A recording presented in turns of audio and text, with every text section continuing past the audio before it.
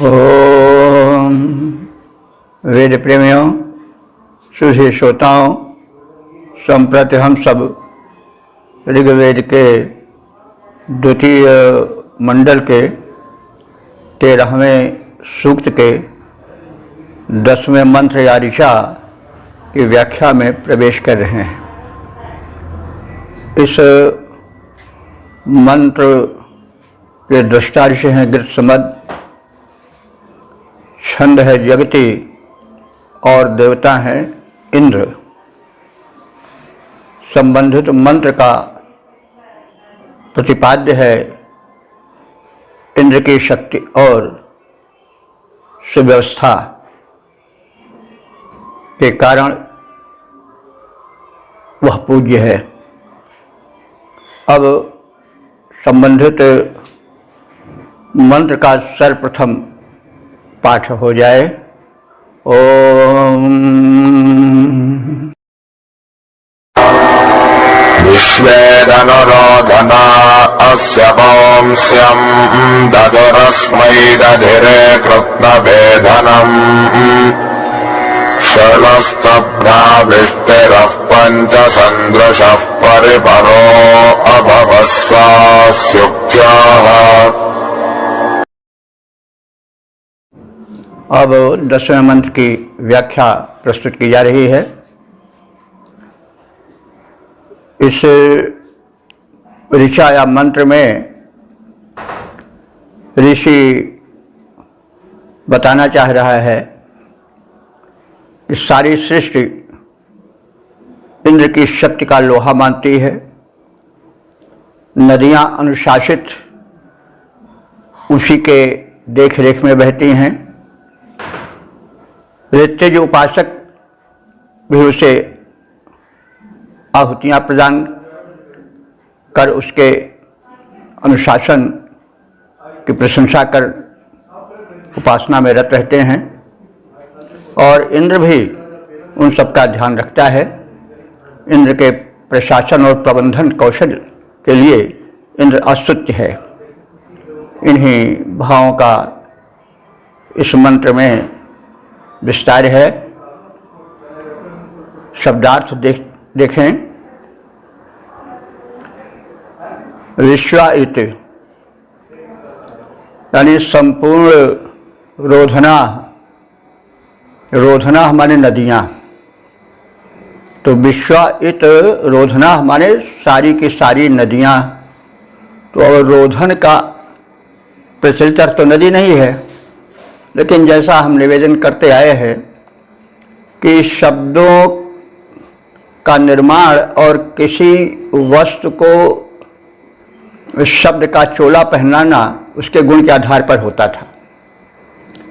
बाद में कुछ शब्द रूढ़ हो गए और उसी के अनुसार अर्थ किया जाने लगा, लेकिन यह प्रारंभिक रूप है भाषा का। तो इसलिए उनके गुण के आधार पर नाम वस्तुओं का दिया जाता रहा है। तो रोधना इसलिए नदियों को कहा गया है कि वे अवरोध उपस्थित करती हैं। आप जाना चाहो उस पार तो फिर घर से चले आए 20, 25, 30 मील, लेकिन अब आपकी गति रुद्ध हो गई नदी की प्रचंड धारा के आगे। तो इसलिए इस आधार पर उसको रोधन कह दिया गया, रोधना। तो इंद्र ऐसा है कि उसके अनुशासन में सारी रोधना माने सारी नदियां प्रवाहित होती हैं। अस्य पौष्यम माने इसके यानी इस इंद्र के पुरुषार्थ को स्वीकार करती हैं। और अनु माने उसके अनुकूल ही प्रवाहित होती हैं। और अस्मै इस इंद्र के लिए ऋत्विजाः आहुतिम ददुः, जो उपासक ऋत्विज हैं, यज्ञ कर्म के संपादन करने वाले हैं, वो उसको हवि देते आ रहे हैं। तो इंद्र भी संपूर्ण भूमंडल का, प्रजाओं का, प्राणियों का ध्यान रखता है। तो यहाँ पंच सदृशः कहा गया है। तो इंद्र ने पंच सदृशः माने 5 प्रकार की दृश्यमान प्रजाओं का। तो ऋग्वेद में 5 प्रकार की प्रजाओं का उल्लेख है। तो 5 प्रकार की प्रजाएं कौन हैं? ब्राह्मण, क्षत्रिय, वैश्य, शूद्र और निषाद। बस यही 5 प्रकार की प्रजाएं ऋग्वेद में मान्यता पाए हैं। अब जो यह है कि तिवारी हैं, दुबे हैं, ये कौन है, तरह तरह के विस्तार ब्राह्मणों में, क्षत्रियों में न जाने कौन कौन कितने हैं, ये सेंगर हैं, ये चौहान हैं, ये दुखिया हैं, तमाम तरह तरह के। इस ऐसा विस्तार नहीं है। वैश्यों में तो बहुत विस्तार है, लोहार, कुम्हार, चमार और कुर्मी और फिर न जाने क्या क्या, ये सब ये इस वर्ग के हैं, इस जात के हैं, ये इस जात के हैं, ये सरदार हैं, ये क्या हैं। यानी सैकड़ों हजारों रूप में बटे हैं और उनमें बड़ी कठोरता आ गई है। इससे बड़ी बड़ी हानि हो रही है, असमानता फैल गई है। ऋग्वैदिक काल में ऐसा था कि कर्म के आधार पर विभाजन कर दिया गया था। कोई रोक टोक नहीं थी। जिस कर्म में व्यक्ति कुशल होता था वो उस वर्ग में मान लिया जाता था। और यह विभाजन तो सभी देशों में है। ब्राह्मण सभी देशों में है। ब्राह्मण का मतलब हुआ जो कि ज्ञानी हैं, विप्र हैं, विशेष रूप से किसी वस्तु में, विद्या आदि में निपुण हैं, तो वे ब्राह्मण कह गए। ब्रह्मा ने वेद होता है, ब्रह्मा ने ज्ञान भी होता है। तो आज भी वैज्ञानिक हैं, अध्यापक हैं, हर देश में प्रोफेसर हैं, तरह तरह के सब लोग हैं। और क्षत्रिय भी हर जगह हैं, सैनिक योद्धा सब जगह हैं। उसके बिना कोई भी देश राष्ट्र नहीं चल सकता है। व्यापारी वर्ग भी, वैश्य भी हर वर्ग में है, हर देश में है। शूद्र भी मतलब जो सफाई का, स्वच्छता का ध्यान रखते हैं वो भी हैं। तो वर्गीकरण तो सब जगह है और रहेगा और होना भी चाहिए। लेकिन ये जो उसमें कठोरता आ गई और जो उसमें नीच, ऊंच नीच, ये जाट हैं, ये कुर्मी हैं, कुहार है, लोहार, सब इस बढ़ी, तो इससे समाज की हानि होने लगी। अब आज ये प्रपंच हम सब देखते हैं, कहने की आवश्यकता नहीं है। इस विभाजन का समाज को बड़ा कष्ट उठाना पड़ रहा है उससे। तो वैदिक व्यवस्था का हम पालन करें तो ये सब भेद छूट जाएंगे। इसलिए आज इस बिखरे हुए युग में वैदिक धर्म की बड़ी आवश्यकता है। तो अब सीधे प्रसंग पर आवें कि जो इंद्र है, जो नियामक है, जो सर्वेश्वर है, उसने 5 तरह की प्रजाओं का ध्यान रखा जो कि दृश्यमान है अपने कर्म के कारण, पंच सदृशः, और उनका परिपरः अभवः, उनका परिपालक हुआ, उनके लिए व्यवस्था करने वाला हुआ। और वो किस रूप में उसने व्यवस्था किया? षट विस्तेरः, 6 प्रकार के कर्मों के विस्तार या व्यवस्था के विस्तार के रूप में। तो 6 प्रकार की व्यवस्था का विस्तार क्या है? 6 मूलभूत साधन क्या हैं जिसको उस इंद्र ने, व्यवस्थापक ने मूलभूत साधनों के रूप में प्रदान किया 5 वर्ग में बटी हुई प्रजाओं के लिए। वो द्विलोक। अब उन 6 मूलभूत साधनों को बता रहा है ऋषि। वो है द्विलोक। द्विलोक का मतलब हुआ कि विस्तृत आकाश, अंतरिक्ष सब उसमें आ जाना चाहिए यहाँ पर। तो खुला आसमान सांस लेने के लिए दिया उसने सभी प्राणियों को, सभी मनुष्यों को। और भूलोक दिया, पृथ्वी लोक दिया, पैर उनका टिक सके, रह सकें, घर द्वार बनाकर जीवन यापन कर सकें। और दिन बनाया उसने कर्म के लिए, रात बनाई उसने विश्राम के लिए, और पांचवा उसने जल प्रदान किया, क्योंकि जल ऐसी आवश्यकता है कि जिसके बिना जीवन नहीं रह सकता है। और उसके बाद छठवां जो मूलभूत साधन है वो है औषध का। औषध माने वनस्पति, औषधीय वनस्पतियां। अब आज उसको लोग भूल गए हैं, डॉक्टर के पास दौड़ते हैं जो कि वानस्पतिक रहती ही नहीं, जो कि बड़े अशौच ढंग से बनाई जाती हैं, पशुओं की हड्डी से, कुछ क्या से, बाल से, क्या क्या तरह तरह से केमिकल्स से बनती हैं, जो वे शरीर में पचती नहीं है, क्षणिक लाभ करके विष हो जाती हैं। तो जो उस व्यवस्थापक ने व्यवस्था किया वो औषधि यानी वनस्पतियां ऐसी बनाई कि जिनके सेवन से व्यक्ति के जो किन्हीं कारणों से रोग शोक आ गए हैं वे दूर हो जाएं। तो इस प्रकार से द्विलोक, भूलोक, दिन रात, जल, औषध, ये 6 तत्व प्रजा के संरक्षण के लिए उस परमात्मा ने, इंद्र ने, व्यवस्थापक ने बनाया। तो इसलिए सह उक्षा, हे इंद्र वह तू, उक्षा हमारे प्रशंसनीय है, अस्तुत्य है, क्योंकि तेरा प्रबंधन कौशल अपूर्व है और तुमने प्राणियों के उत्पन्न होने के पहले ही ये सारी व्यवस्था कर दी। तो इंद्र शासक है, तो इसका अनुकरण आज के राष्ट्राध्यक्षों को, शासकों, प्रशासकों को भी करना चाहिए। ये 6 तत्व सबको मिलें, सांस लेने के लिए खुला आसमान मिले, धरती मिले रहने के लिए, दिन और रात की सम्यक व्यवस्था रहे, जल की व्यवस्था रहे क्योंकि जल जीवन है, और औषधों की व्यापक व्यवस्था रहे, दवाइयों की, लेकिन उस पर ध्यान नहीं देते हैं। यह दवाई भी आयुर्वेद के हिसाब से होनी चाहिए। तो इस इंद्र के पराक्रम से, उससे अभिभूत होकर के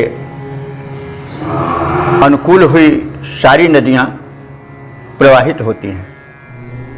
इंद्र को सभी उपासक प्रत्युपकार में उसके द्वारा प्रदर्शित उदारता से नम्र होकर के श्रद्धा पूर्वक हवि प्रदान करते हैं, आहुतियां प्रदान करते हैं। और पंचजनों, जैसा कहा गया, ब्राह्मण, क्षत्रिय, वैश्य, शूद्र और निषाद, जो 5 वर्गों में विभाजित समाज है, उन सभी जनों के लिए बिना किसी भेदभाव के, हे इंद्र तुमने विशाल द्युलोक, पृथ्वी लोक, दिन रात, जल और औषध, इन 6 वस्तुओं को सुलभ कराया। और इस प्रकार से तुझ सक्रिय व्यवस्थापक इंद्र के लिए हम सभी हविष्यान्न एकत्र करते हैं। और हे इंद्र, तुम अपने इस प्रबंध कौशल के कारण अस्तुत्य हो। इसका पद्य रूपांतरण देखें। इंद्र पराक्रम प्रेरित नदियां नित्य बहा करती हैं, इंद्र पराक्रम प्रेरित नदियां नित्य बहा करती हैं, सभी हव्य देते तदर्थ जनता मिल धन धरती है, पंच जनों के परिपालन में सक्रिय इंद्र दिखाता, 6 पदार्थ धारण करता वह परम प्रशंसा पाता। ओम वेद प्रेमियों, सुधी श्रोताओं, संप्रति हम सब ऋग्वेद के 2 मंडल के 13वें सूक्त के 11वें मंत्र की व्याख्या में प्रवेश करने जा रहे हैं। इस मंत्र के दृष्टा ऋषि हैं गृत्समत, देवता हैं इंद्र और छंद है जगती। इस मंत्र का शीर्षक है इंद्र के सामर्थ्य और परोपकार के कारण पूज्य है, अस्तुत्य है। अब संबंधित मंत्र का सर्वप्रथम पाठ हो जाए। ओम सुप्रवाचनम् तव वीरवीर्या अय्यदेकेन क्रतुना विन्दसे वसो जातोष्ठिरस्य प्रवजः सहस्मतो जाचकर्थसेन्द्रविश्वास्युख्याः।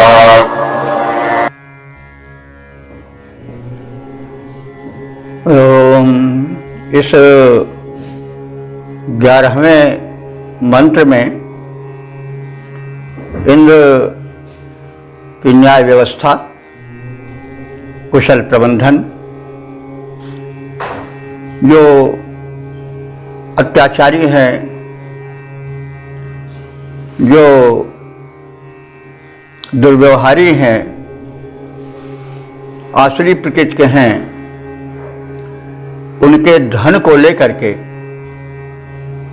वो जो उद्यमी हैं, उद्योगी हैं, पुरुषार्थी हैं, परोपकारी हैं, उनमें वह वितरित करता है। उसकी यह न्याय व्यवस्था बड़ी उत्तम है और अनुकरणीय है। शासकों, प्रशासकों, राष्ट्राध्यक्षों को इसका अनुकरण करना चाहिए। तो इंद्र की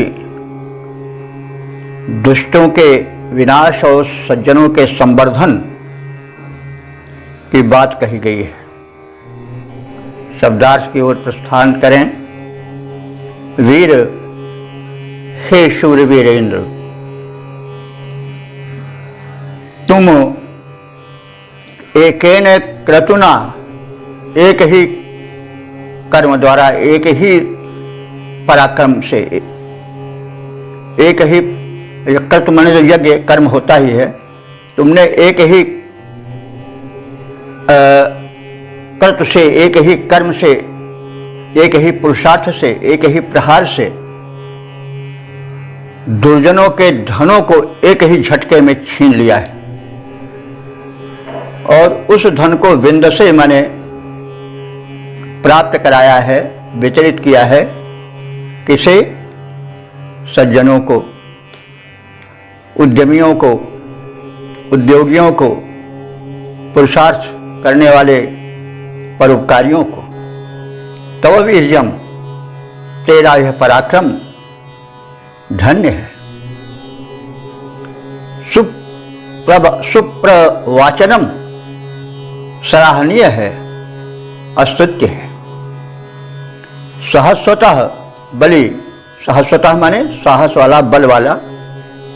तो यह जात स्थिर नाम के व्यक्ति का का विशेषण है। जात स्थिर कोई एक साधक था, उद्यमी पुरुष था, सच्चरित्र था और बलि था, तो उसको तुमने वयः, वयः माने अन्न, ऐश्वर्य, धन, प्र माने प्रदान किया। तो जात स्थिर का एक नाम भी है और जात स्थिर हम चाहें तो इसको व्यक्तिवाचक के स्थान पर कर्मवाचक भी कर सकते हैं। यानी जो अपने कर्म में स्थिर रहे, उद्यमी रहे, उसको हम जात स्थिर, जात स्थिर, जो अपने कर्म में अडिग रहता है, उद्यमी रहता है, ऐसे व्यक्ति को भी ले सकते हैं। और जात स्थिर नाम का कोई व्यक्ति रहा होगा, उसको भी हम इस शब्द से जोड़ सकते हैं। तो तुमने जात स्थिर नाम के उद्यमी व्यक्ति को, अथवा जो उद्यम में निरत रहते हैं, ऐसे व्यक्तियों के को वयः माने अन्न, प्र माने प्रदान करते हो या प्रदान करते आए हो। इंद्र, हे इंद्र, या माने जिन, विश्व माने समस्त उत्तम कर्मों को, तो माने तुमने, चकर्थ माने किया है, सह उक्ष, वह उक्ष है, प्रशंसनीय है, और सह तुम और वह तुम भी उक्ष्य असि, उक्ष्य माने प्रशंसनीय, असि माने हो, ऐसे तुम हे इंद्र अपने कर्मों के कारण प्रशंसनीय हो, स्तुत्य हो।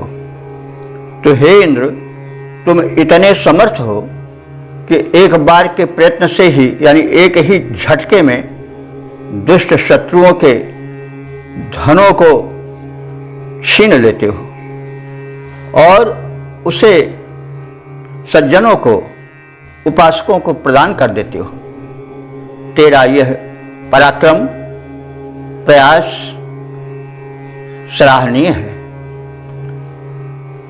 तुमने उदाहरण स्वरूप यह जो कार्य किया है वो बड़ा ही प्रशस्त है कि जात स्थिर नाम के व्यक्ति को, अथवा जो अपने पुरुषार्थ पर अडिग रहते हैं, श्रमशील होते हैं, ऐसे व्यक्तियों को तुम अन्न प्रदान करते आए हो, धन ऐश्वर्य से उनको संपन्न करते आए हो। हे इंद्र, तुम्हारा यह उत्तम कार्य प्रशंसनीय है। तुम स्तुत्य हो, स्तुति के योग्य हो। इस प्रकार से इंद्र का सदाचरण है, उसकी व्यवस्था है। तो यही महापुरुष के लक्षण हैं कि असुर मारि थापहि सुरन, राखहि निज श्रुति सेतु। और यही आचरण राष्ट्राध्यक्षों, शासकों, प्रशासकों को भी करना चाहिए।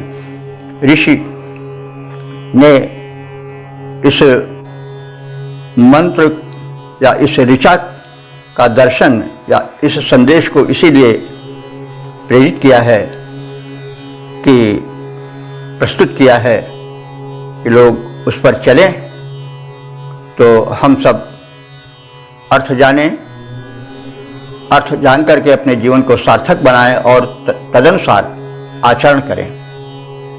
इस मंत्र का या ऋचा का हम पद्य रूपांतरण भी देखें। एक बार के ही प्रयास में धन कर लेते प्राप्त। हे इंद्र, तुम दुष्टों में संचित धन को एक बार के ही प्रयास में, यानी विलंब नहीं लगता है, एक बार के ही प्रयास में धन कर लेते प्राप्त। इतना श्लाघ्य पराक्रम, इतनी भारी महिमा व्याप्त, जात स्थिर बलवान का किया अन्न तुरत स्वीकार। श्रेष्ठ कर्म के कर्ता तेरी स्तुति बारंबार, श्रेष्ठ कर्म के कर्ता तेरी स्तुति बारंबार। तुम स्तुत्य हो, तुम्हारी स्तुति हम करते हैं, करनी भी चाहिए। ओम वेद प्रेमियों, सुधी श्रोताओं, संप्रति हम सब ऋग्वेद के दूसरे मंडल के 13वें सूक्त के 12वें मंत्र के व्याख्या में प्रवेश करने जा रहे हैं। इस मंत्र या ऋचा के दृष्टा हैं गृत्स मद ऋषि और देवता है इंद्र तथा छंद है जगती। इस मंत्र का शीर्षक है शक्तिहीनों दीनों के उद्धारक इंद्र। अब संबंधित मंत्र का सर्वप्रथम पाठ हो जाए। ओम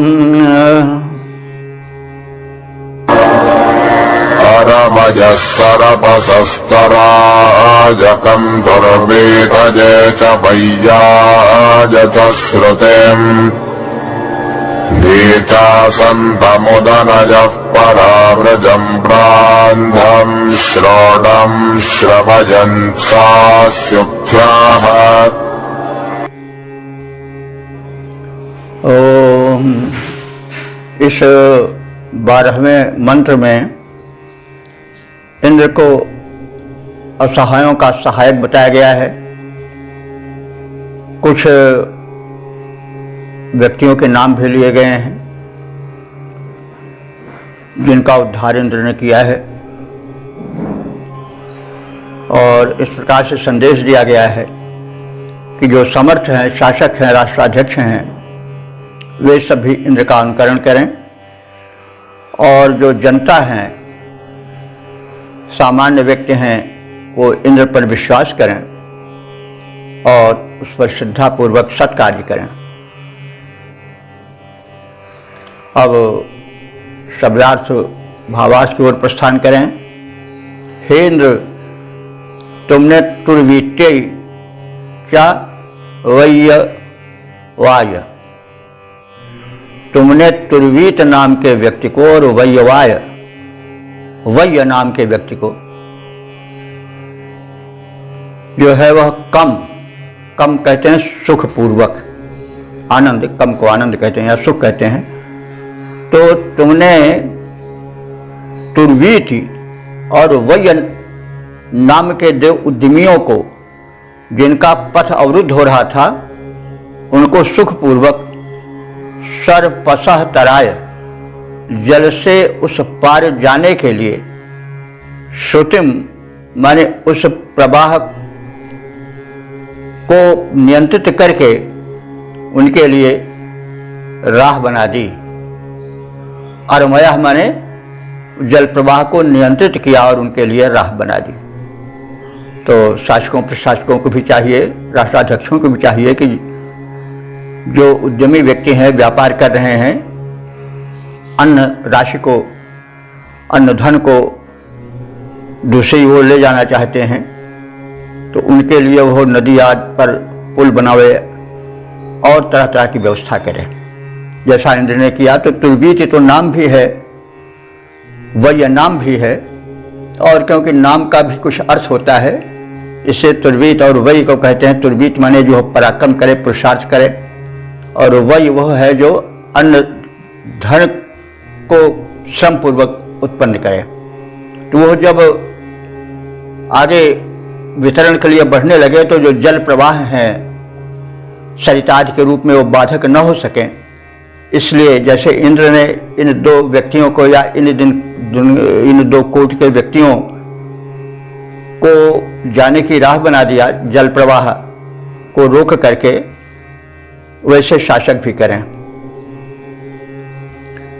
और सहायता का कार्य भी इंद्र ने किया है। वो सहायता का कार्य भी बताया जा रहा है कि नीचा माने नीचे गहराई में, संतम माने पड़े हुए को, सन से संतम है, पड़े हुए को। वे कौन थे? परावृज थे। परावृजम माने परावृक नाम के ऋषि थे, यानी परावृक नाम के ऋषि ऐसे थे जिनको कि असुरों ने कुएं में डाल दिया था,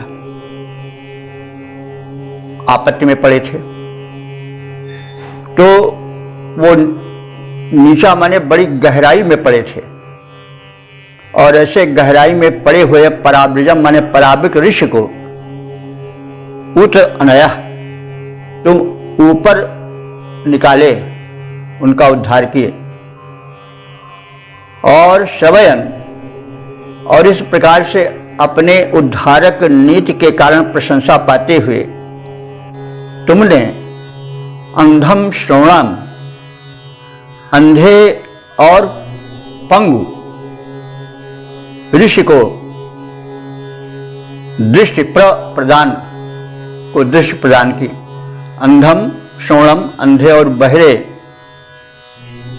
और पंगु को तुमने दृष्टि प्रदान की, चलने की शक्ति प्रदान की, समझ शक्ति प्रदान की। तो इस प्रकार से तुम अपने उत्तम कर्मों के कारण, दीनों की सहायता करने के कारण, प्रजा के मार्ग अवरोध को हटाने के कारण उक्ष हो। उक्ष माने प्रशंसनीय। सह उक्षम असि, वह इंद्र तुम प्रशंसनीय हो। तो यह इंद्र के कृत्य हैं। परमात्मा तो सबका सहायक होता ही है, लेकिन जो इंद्र शासक को भी, भाई इंद्र जो है, जो शासन करे वो इंद्र है, स्वामी जो है वो इंद्र है। तो उसको अनुसरण करना चाहिए इंद्र का, कि जो व्यापारी वर्ग हैं, उद्यमी हैं, उनके रास्ता में जो जल प्रवाह पड़ रहा है, बाधक है, उस पर उस पार जाने के लिए प्रबंधन करे पुल आदि के द्वारा। और जिनको दुष्टों ने सता करके बहुत गहरे कुएं में डाल दिया या इसी तरह से विपत्ति में डाल दिया, उनका उद्धार करे। जो समाज में पंगु हैं, अपंग हैं, चलने फिरने में असमर्थ हैं, उनका भी प्रबंधन वो करे और उन्हें दृष्टि दान मिले, उन्हें चलने फिरने की शक्ति मिले। इस प्रकार से भी शासन की ओर से प्रबंध होना चाहिए। ये तो संदेश है इस मंत्र का। तो हे इंद्र, तुमने तुर्वीत तथा वय को सुखपूर्वक जल से पार जाने हेतु जल प्रवाह को नियंत्रित कर उनका पथ प्रशस्त किया। अंधे एवं पंग परावृक ऋषि को गहरे जल से निकालकर आंख पैर प्रदान कर अपनी कीर्ति बढ़ाई है।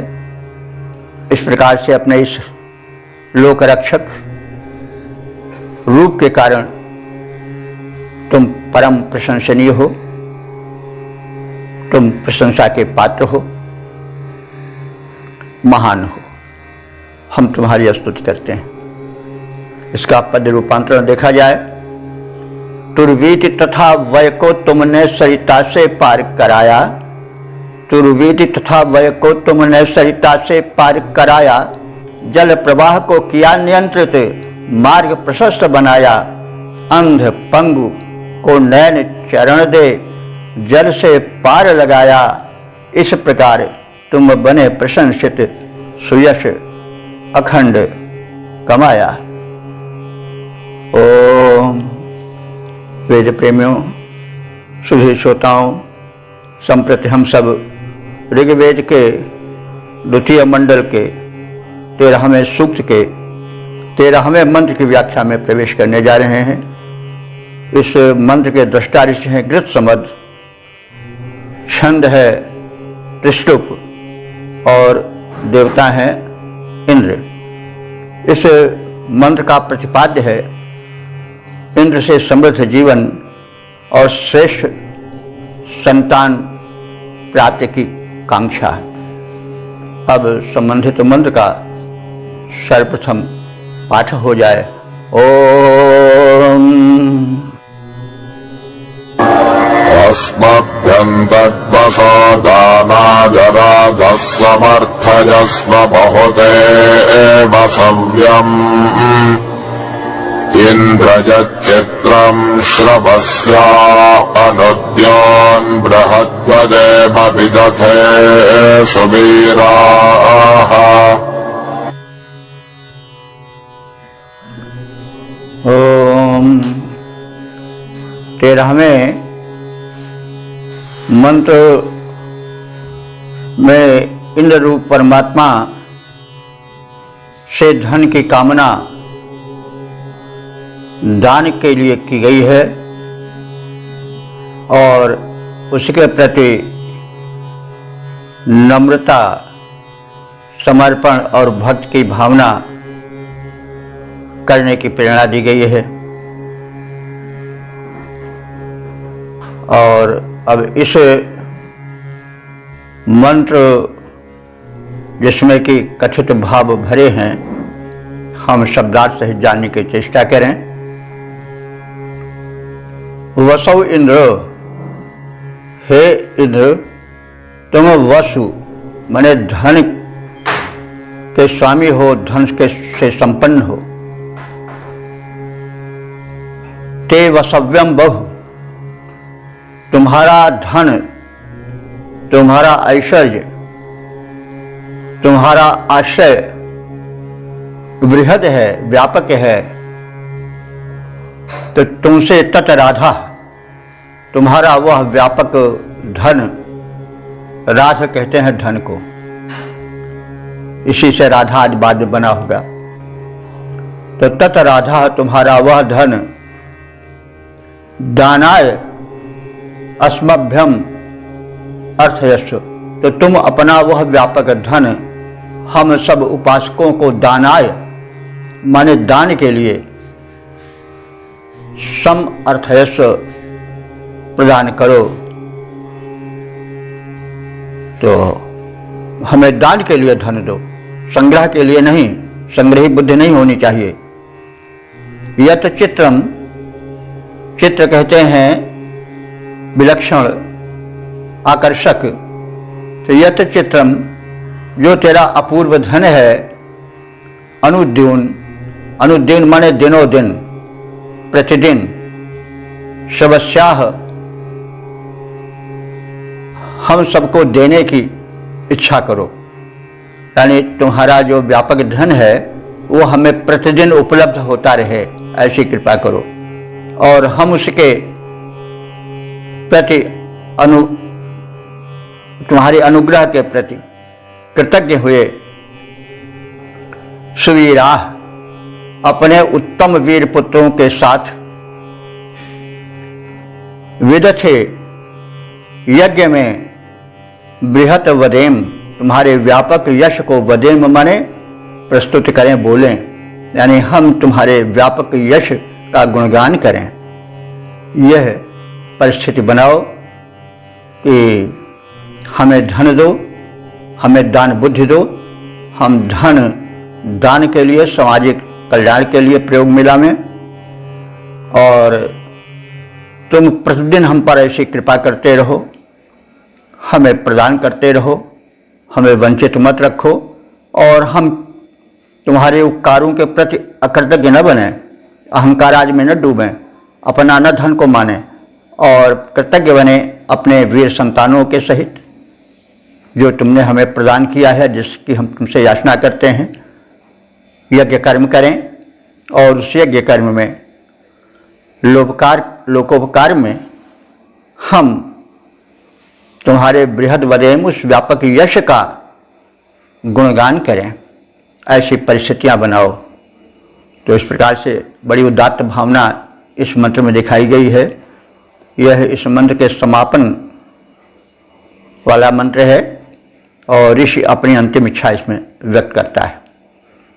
तो हे धन संपन्न इंद्रदेव, तुम्हारा वैभव विराट है, व्यापक है। वह धनैश्वर्य हमें प्रदान करो जो उत्तम है, और इसलिए प्रदान करो कि हम भी दान कर सकें, लोकोपकार में उसका प्रयोग कर सकें। अपने अपूर्व धन को हमें प्रतिदिन देते रहो, ताकि हमारी यज्ञ परंपरा, उपकार परंपरा कभी बंद न हो। ऐसी अनुकंपा हम पर अनुदिन तुम करते रहो।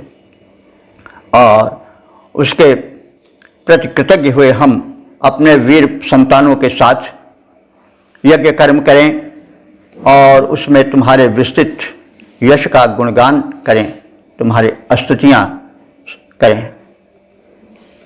अब इसके पद रूपांतरण पर ध्यान डालें। वैभव व्यापक इंद्र तुम्हारा, व्यापक वैभव इंद्र तुम्हारा, इतना ध्यान धरो। दान कार्य के लिए, दान कर्म के हेतु हमें धन विपुल प्रदान करो। देते रहो विशाल विभव निज, देते रहो विशाल विभव निज। हम समृद्ध बन जाएं वीर सुतों के सहित यज्ञ में सुयश तुम्हारा गाएं। तो हमें परमात्मा दे, हम विनम्र बने और उसके अनुग्रह को अनुभवन करते हुए उसके प्रति कृतज्ञ विनम्र हुए उसकी स्तुति करें, उसे याद करें। Believe in God and do all right, इस भावना से प्रेरित रहें। अब इस सूक्त के विषय में संक्षिप्त ज्ञान या संक्षिप्त परिचय प्राप्त कर लिया जाए। अब तक हम लोग 2144 मंत्रों की व्याख्या से परिचय प्राप्त कर चुके हैं। इस ऋग्वेद के द्वितीय मंडल के 13वें सूक्त में कुल 13 मंत्र हैं, जिनकी व्याख्या अभी भी हुई है। कुल की संख्या बताई जा चुकी है। इस 13वें सूक्त के 13वें मंत्र के दृष्टा ऋषि हैं गृहसमद और मंत्र संख्या 1 से लेकर 12 तक जगती छंद का प्रयोग है। 13वां मंत्र त्रिष्टुप छंद में निबद्ध है। सभी के देवता इंद्र हैं। इंद्र के विषय में हम कई सूक्तों में परिचय प्राप्त करते आ रहे हैं। लगभग वही भावना इस सूक्त में भी दोहराई गई है।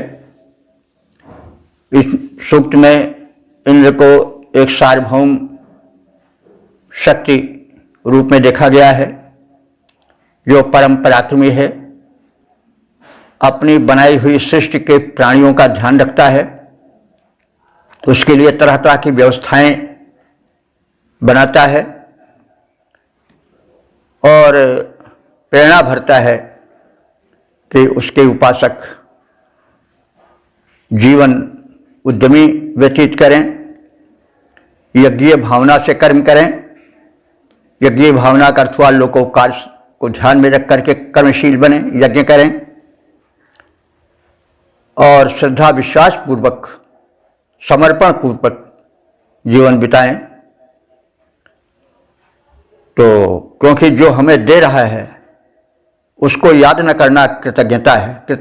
मतलब अकृतज्ञता है, कृतज्ञता का हनन है और अकृतज्ञता बहुत बड़ा दोष है। तो जिसने सब कुछ दिया है उसको हम भूल जाएं, अहंकार में चूर रहें, तो यह जो है वो शिष्टाचार का, मानवता का हनन है और परमात्मा के प्रति विद्रोह सा है, भले ही वह ज्ञानता हो। तो इस प्रकार से हमें इस सूक्त में भी बताया गया है कि हम उस परमात्मा का स्मरण करें, उसके प्रति कृतज्ञ बने रहें और यज्ञ भावना से कर्म करें, इंद्र पर विश्वास करें। इस बात की सटीक जानकारी या इसका सटीक प्रतिपादन लगभग प्रत्येक मंत्र में है कि इंद्र अस्तुत्य है, इंद्र अस्तुत्य है, उसका कारण दिया गया है। लगभग 12 मंत्रों में सह इंद्र अस्तुत्य, वो इंद्र अस्तुत्य है, उसका कारण यह है, यह बताया गया है। 13वें मंत्र में उससे याचना की गई है कि वो हमें सन्मार्ग पर ले चले, धन दे दान के लिए, और हम अपने श्रेष्ठ संतानों द्वारा उसका गुणगान करें और उसकी सत्ता का अनुभव करें और कराएं। तो यह पहले भी कहा गया है, इस समय भी कहा जा रहा है कि जो शासक प्रशासक वर्ग है, राष्ट्राध्यक्ष हैं, वो इंद्र के इन गुणों का अनुसरण करें, अपने को समर्पित प्रजा का रक्षक सिद्ध करें, दुष्टों का संहार करें, सज्जनों का उद्धार करें और देश में तरह तरह के उद्योग धंधों का विकास करके जो बाधाएं आ रही हैं उन बाधाओं को दूर करें। जैसे नदी अगर पड़ रही है, व्यापार में या आने जाने में, गमनागमन में बाधक हो रही है, तो उसके लिए व्यवस्था करें, पार करने की पुल आदि बनवाएं। ये सब संकेतित है। और सबसे बड़ी बात यह है कि जो जानना चाहिए कि बाद में वैदिक संस्कृत के या वेदों के बाद जो रचना काल आता है, उपनिषदों का आता है, उसके पश्चात फिर रामायण युग आता है। वाल्मीकि का रामायण लिखा गया। तो वाल्मीकि ने अपने जो नायक हैं श्री राम जी, उनमें इंद्र के समग्र कथित गुणों का समावेश कराया है, यह हम जानें। क्योंकि जब व्यक्ति में आचरण में कोई गुण दिखाया जाता है तो ज़्यादा प्रभावशाली होता है।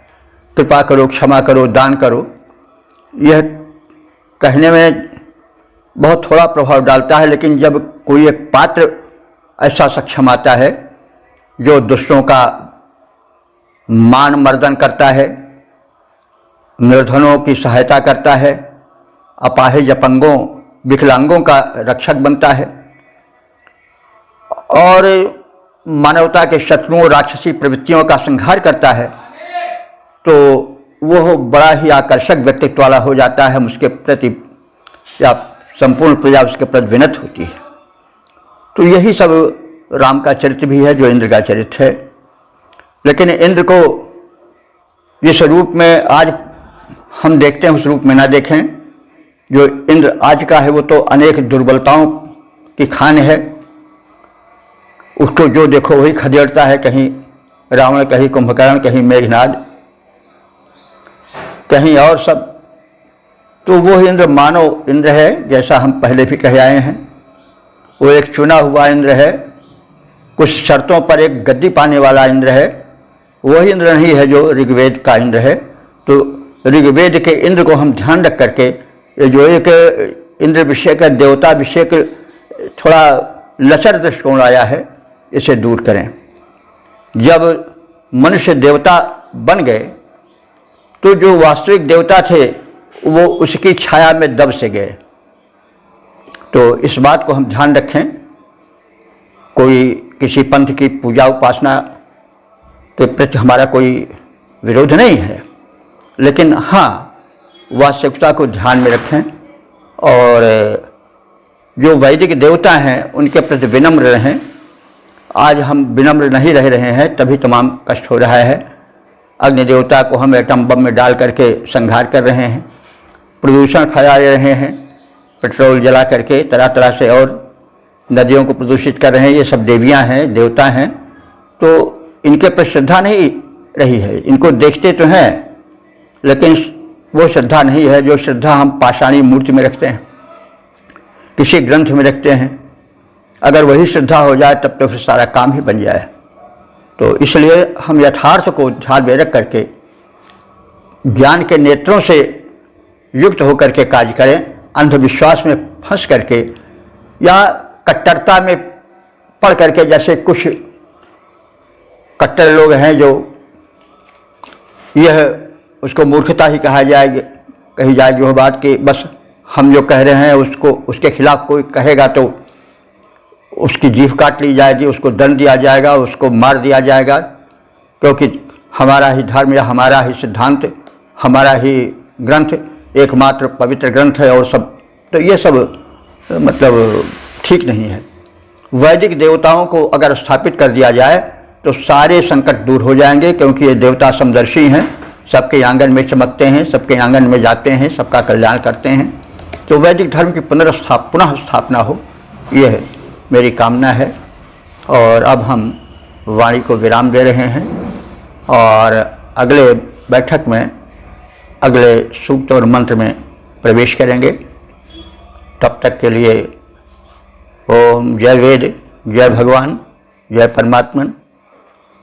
ओम सर्वे भवन्तु सुखिनः, सर्वे भवन्तु सुखिनः, सर्वे सन्तु निरामयाः, सर्वे भद्राणि पश्यन्तु, मा कश्चित् दुःख भाग् भवेत्।